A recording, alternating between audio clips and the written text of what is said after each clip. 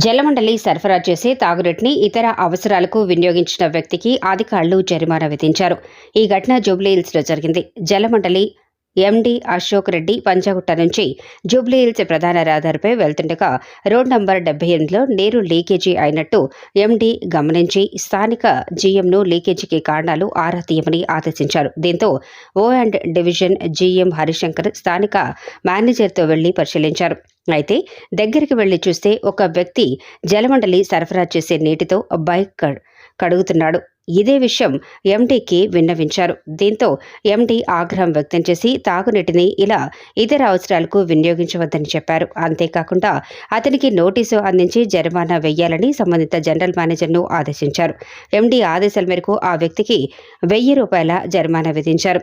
జలమండలి సరఫరా చేసే తాగునీరు ఇలా ఇతర అవసరాలకు వినియోగించవద్దని ఎండీ విజ్ఞప్తి చేశారు. ఎవరైనా ఇలాంటి పనులు చేస్తే తగిన చర్యలు తీసుకుంటామని ఆయన హెచ్చరించారు.